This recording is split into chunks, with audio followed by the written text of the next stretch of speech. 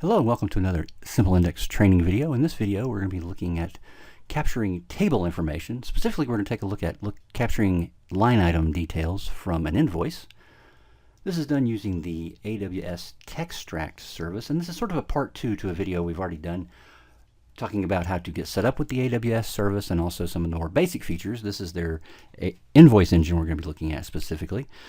So if you took a look at that last video, or if you haven't, it's encouraged to do so if you want to use the AWS engine. But there's some specific things that it can do regarding capturing different types of information. This is all found in our wiki, and you can see we kind of start off here about connecting to it, and then we talked last time about the text engine, which is just doing some basic OCR conversion and handwriting conversion as well. And then we also talked about the forms engine a little bit, which lets you find key value pairs. So if you wanted to find, say, a name on a page, the word name is present, and then capture the piece of information that follows that word name. That's your key and your value. And the invoice engine works in a very similar manner. It is finding key value pairs, but it is already been trained on millions of invoices, and it uses Amazon's machine learning to return what it finds as the actual fields that you're looking for on an invoice. So rather than telling it the key value pairs you're looking for, it just returns all the ones it finds. And then using some of the tools within SimpleIndex, we're able to extract just the ones we need. So you can see here, this is an example output. So it's giving us vendor underscore name, and then there's a tilde, and then document services is the vendor name. And likewise, we have total and a tilde and $372, and so on down the line here. And so what we need to do is we'll see all of that in the full text when we run this job in just a moment. And you'll use the tools within SimpleIndex to get back just the value at the end, the $372 of the document services, for example. And with this job, we're just going to be looking at some invoices, typical invoices you might see from any sort of company. So we've got a few here that we're going to have a vendor. In this case, we have a bill to and a ship to that are separate. We can kind of talk about how we get those.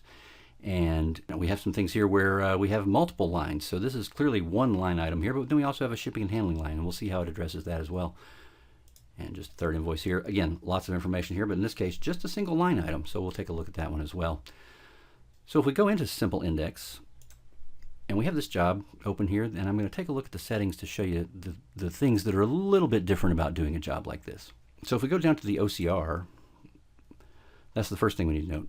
We've gone to the AWS invoice engine. So you can see we have our 3 AWS engines plus the standard engines that are built in here, and we're using AWS invoice. Also, we have the button here for the credentials, which you do need an Amazon Web Services account to actually use that engine. There is a free trial of that available, so you can try it out along with the free trial of SimpleIndex. And then if we go look at the actual indexing and file naming section, we see here that we have just traditional OCR fields. And so what that's saying is we're going to get this full text back. The document's going to go up to the Amazon cloud. It's going to be converted to full text and come back with those key value pairs. And then we're going to be able to find the values that we need within it. So we just use OCR fields for that. And let's take a look at this first one here for vendor name. Go in and edit, and we're going to go over to the template. And you can see the template right here.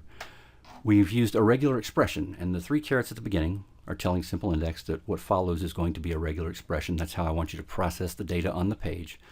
And this one basically is saying you're going to look for the value vendor underscore name tilde, and then you're going to return all the characters that follow that, capital or lowercase letters, and also commas, slashes, and periods, and then everything you find until the end of the line. So that's how we're going to extract just the vendor name and not the entire expression vendor underscore name tilde and the actual vendor name. We just want the vendor name, not that leading text. And this is how we pull it out from the full text on the page. Cancel out here, and you can see the other ones work in a very similar fashion. We've got this one here, finding the receiver address. And you'll actually notice in just a moment that there's a receiver address, there's a receiver address 1, and if there were more on the page, it would also bring in a receiver address 2, etc. And in this case, we're wanting the ship to field, not the bill to field, just for this particular index field here, and receiver address 1 is the ship to, and so on down the line. Now the last thing we need here, this is the new thing that SimpleIndex has added. We've got this data type of table, and if we were to add a new item right now, it's just right there in the list, like where you find all your other data types. We've got table right here. That's what's going to bring in that line item information. So AWS is returning a table that has the line items, and SimpleIndex has a little behind the scenes conversion that just pulls it all into one field. So let's take a look at that in practice. Let's get out of here, and we'll get out of here, and then we'll actually run the job. All right, and through the magic of editing, here we are as the first documents come back. We see we have the vendor, Greenwood Products, that's been captured. We have an invoice number, that's been captured. We have the ship to address, we have a date, and we have a total, and then we have the line items. We'll take a look at that in just one sec, but let's take a look here at the actual full text that comes back with this page. So this is all the text that we got back from the AWS cloud, and you can see it's those key values. It's the term and then the tilde and then whatever follows it is to be the actual value.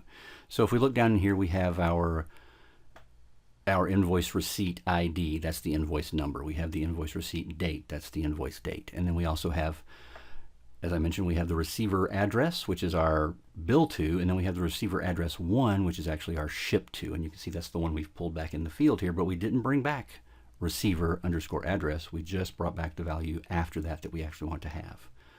And then down here at the bottom, you can see it lists the various lines that are in here, and then it puts it all together on this final line as the line table. And that's the one we're bringing in our table field over here. So if I go in and double click that, I now have the ability to edit this table. Of course, it goes to the other screen. There we are. So you can see it just brings in the columns, and based on what it finds in this first column, that's how it keeps the field structured. So it's just found, this is the row number, and then we have the item ID, and then we have the item description, and of course a quantity ordered and unit price and the total price there. And you can see with this one, it brought in some of that extra information that was kind of down in there, shipped from New Jersey location via so on. Now we do have the option to edit these. So I'll just go in here and take that part out. We don't really need that. And up here you can see we also can add a row. So if I wanted to put another row on here, something it didn't capture or just something that I want to add on as a line item specifically, I can add a row and do it there. We can also insert a row. So if you have multiple rows on here and you need to put one in between the two that you're looking at, you can do that. And also if there's an additional row that's not needed entirely, it can be removed. So let's save my change there. Okay.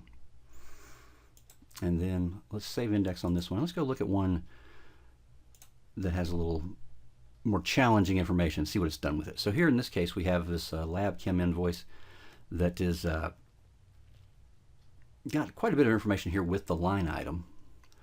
But if we go in here and take a look, and you can see it really just brought back the pieces we need. We've got again the item number, the item description, the quantity ordered, the unit price, and the total. It didn't get any of this stuff down here with the lot numbers, etc., because that's really not part of the line item information necessary for paying this invoice.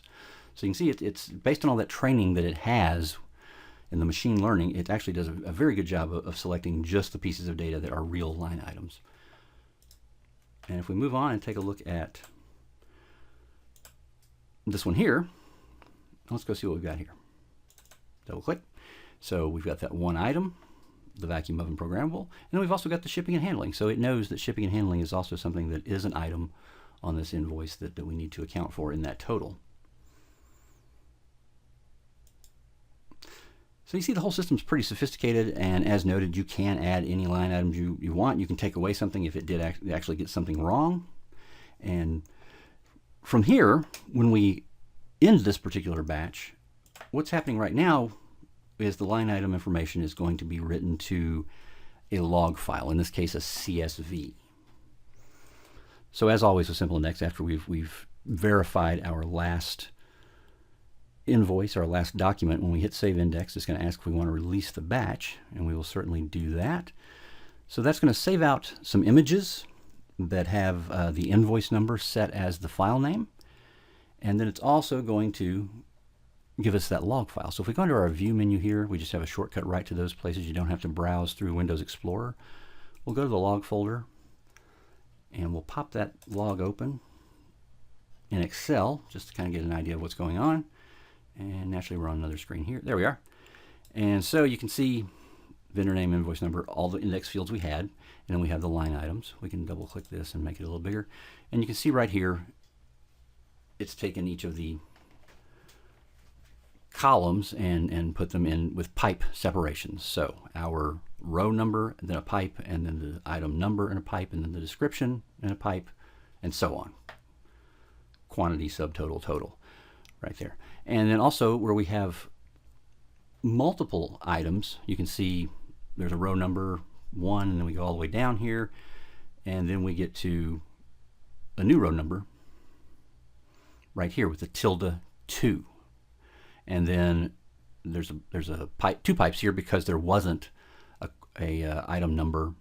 There was a description, and there wasn't the quantity or the unit price, and then there was finally an amount.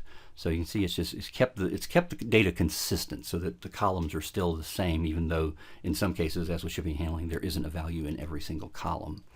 So this can be, we can use this log file. Doing some manipulations with an Excel, we could change this over to make each one of those go into its individual columns, or also if you're saving this out to a database, which is another option, can be done in conjunction with the CSV or just besides the CSV. You can also do manipulations in there and get all of your line item data stored as the individual columns that you might need. So that's really kind of it for invoices.